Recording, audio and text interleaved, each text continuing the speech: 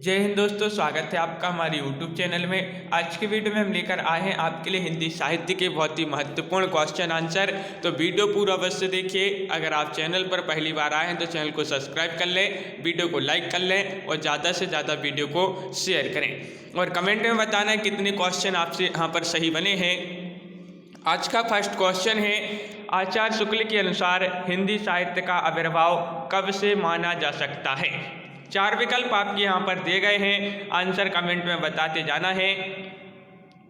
तो शुक्ल जी के अनुसार हिंदी साहित्य का आविर्भाव कब से माना जा सकता है, तो आपका राइट आंसर है प्राकृत की अंतिम अपभ्रंश अवस्था से। तो विकल्प नंबर सी आपका सही आंसर है। क्वेश्चन नंबर 9 है, अपभ्रंश के प्रथम महाकवि कौन थे। हेमचंद्र, स्वयंभू, रामचंद्र या स्वयंप्रभ सूरी। ये जो क्वेश्चन है आपके पिछली परीक्षा में पूछे गए महत्वपूर्ण क्वेश्चन है और 9 का राइट आंसर है विकल्प नंबर बी स्वयंभू। हिंदी का प्रथम महाकाव्य कौन सा है। पृथ्वीराज विजय, रामचरितमानस, पृथ्वीराज रासो, पद्मावत। तो 10 का राइट आंसर है पृथ्वीराज रासो। आपका विकल्प नंबर सी यहाँ पर सही आंसर होगा। आदिकालीन साहित्य में वीर रस की रचना में प्रायः किस भाषा का प्रयोग हुआ है। पिंगल, बुंदेली, डिंगल या फिर प्राकृत। क्वेश्चन नंबर 11 है, आदिकालीन साहित्य में वीर रस की रचना में प्रायः किस भाषा का प्रयोग हुआ है। तो राइट आंसर होगा डिंगल, यानी कि विकल्प नंबर सी आपका सही आंसर है। शब्दानुशासन के लेखक कौन है। बहुत ही महत्वपूर्ण क्वेश्चन आपसे पूछा गया है, शब्दानुशासन। तो इसके लेखक आपके लिए चयन करना है यहाँ पर क्वेश्चन नंबर 12 में, और आपका सही आंसर होगा कि शब्दानुशासन के लेखक हैं हेमचंद्र। विकल्प number C B right answer होगा। खालिक वारी किसकी रचना है। खालिक खलक, रहीम, अमीर खुसरो या अकबर। 13 का सही आंसर बताना है और आपका सही आंसर है 13 का विकल्प नंबर सी, यानी कि अमीर खुसरो राइट आंसर होगा। खालिक वारी इनकी रचना मानी जाती है अमीर खुसरो जी की। यहाँ पर आपको बताना है कौन सा युग्म संगत है, यानी कि सही है बीसल देव रासो, नरपति नाल्य, खम्माण रासो, जगनिक, विजयपाल रासो, चंदवरदाई, परमाल रासो, दलपत विजय।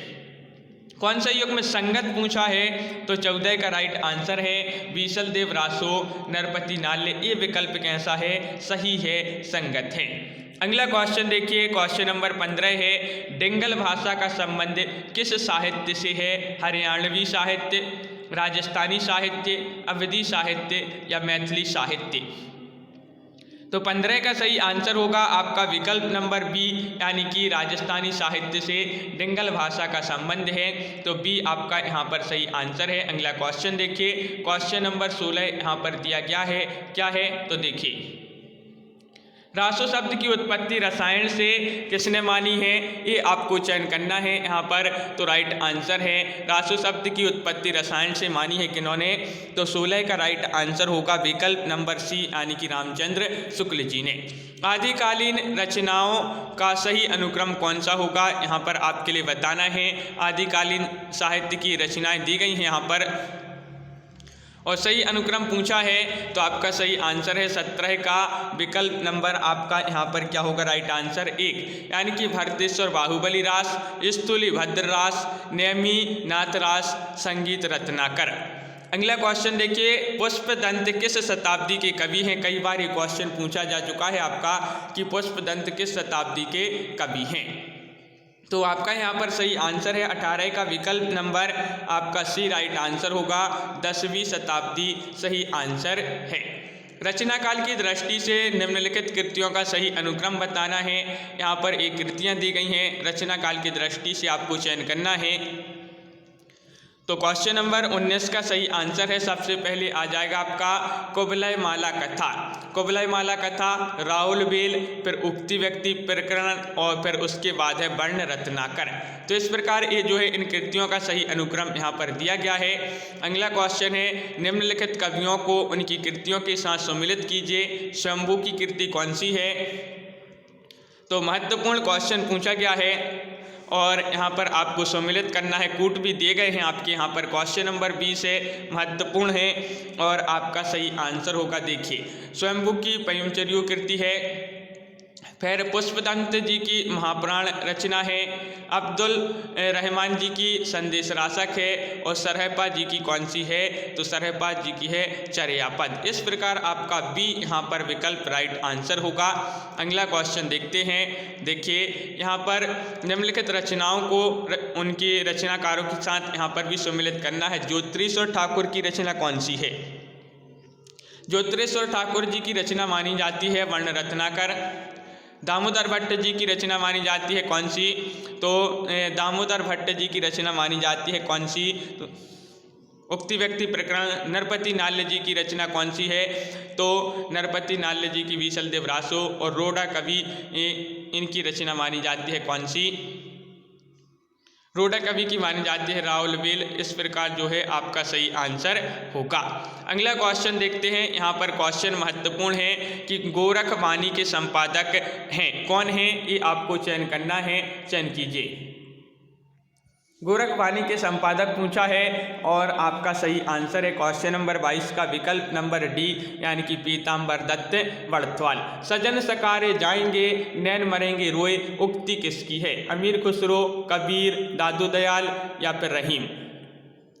सजन सकारे जाएंगे नैन मरेंगे रोए, ये उक्ति मानी जाती है अमीर खुसरो जी की। तो विकल्प नंबर आपका एक सही आंसर होगा। खुसरो की रचना खालिक बारूही वस्तुता है, क्या है?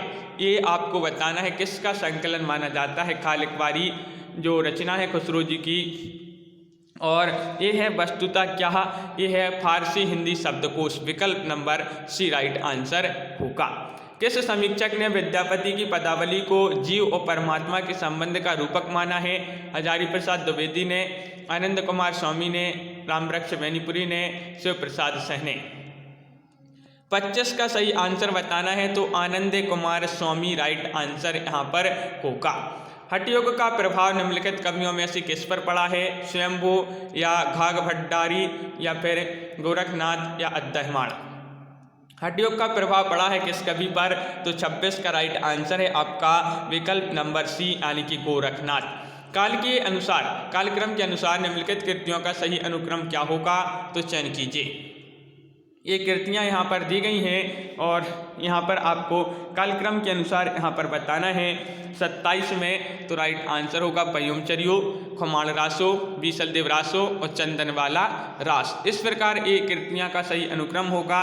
उक्ति व्यक्ति प्रकरण ग्रंथ का विषय क्या है? पुराण, प्रेम कथा, भक्ति काव्य या फिर व्याकरण?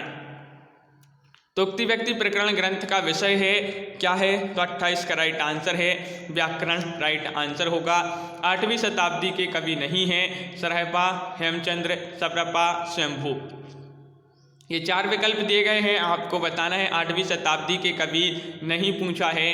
तो 29 का राइट आंसर है आपका हेमचंद्र। हेमचंद्र कमेंट में बताइए कौन सी शताब्दी के कवि माने जाते हैं। और मैथिली का प्राचीनतम उपलब्ध ग्रंथ है तो कौन सा है? वर्ण रत्नाकर, कीर्तिलता या फिर चर्यापद या फिर ज्ञानेश्वरी?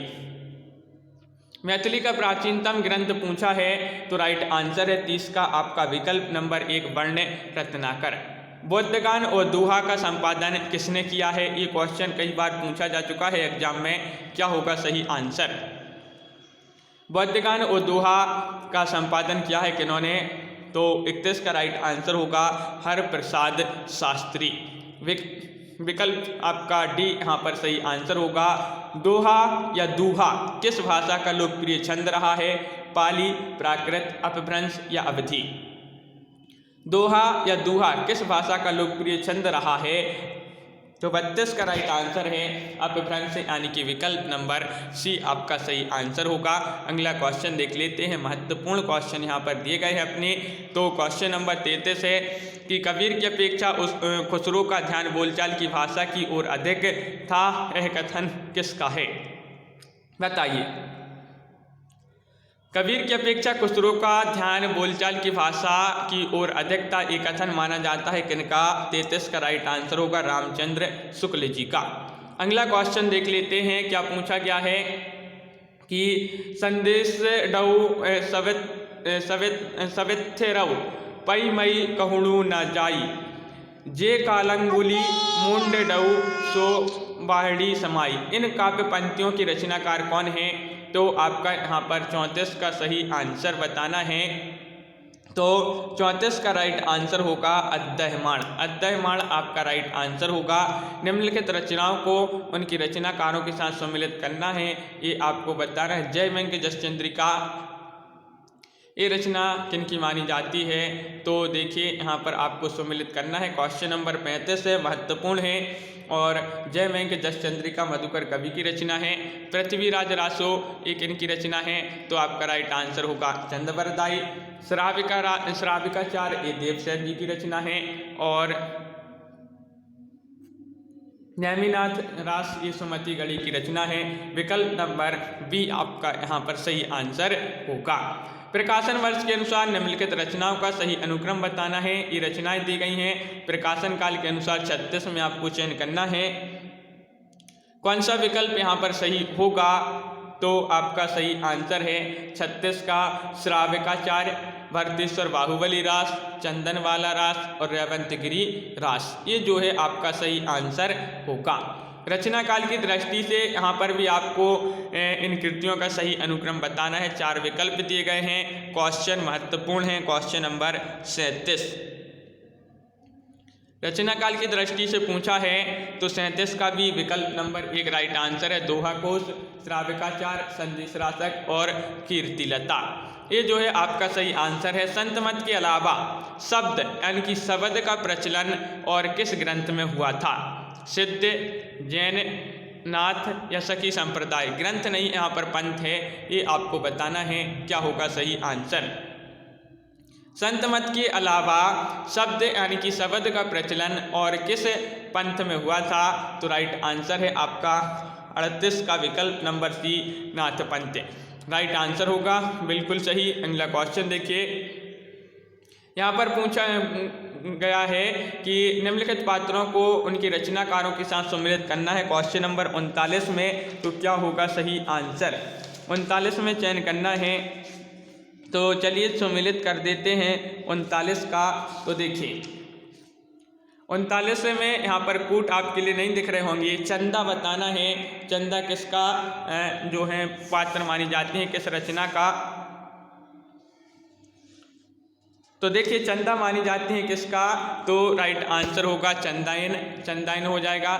नागमती किनका मानी जाती हैं? पद्मावत का। और राजमती मानी जाती हैं किनका? राजमती विशलदेव रासो। और मालवाड़ी जो है ये मानी जाती हैं किनका? डोला मारूरा दोहा। दोहा का इस प्रकार यहाँ पर सम्मिलित किए गए हैं महत्वपूर्ण क्वेश्चन आंसर थे अपने हिंदी साहित्य के। और भी इसी तरह के बहुत सारे वीडियो आने वाले हैं, तो आप चैनल को सब्सक्राइब कर लें, वीडियो को लाइक कर लें और ज़्यादा से ज़्यादा वीडियो को शेयर करें। आज के वीडियो में बस इतना ही। सभी के लिए बहुत बहुत धन्यवाद। सभी लोग वीडियो को लाइक अवश्य कर लेंगे, चैनल को सब्सक्राइब भी कर लेंगे। और सभी के लिए बहुत बहुत धन्यवाद। कमेंट में बताएं कितने क्वेश्चन आपसे सही बने हैं। और सभी के लिए जय हिंद।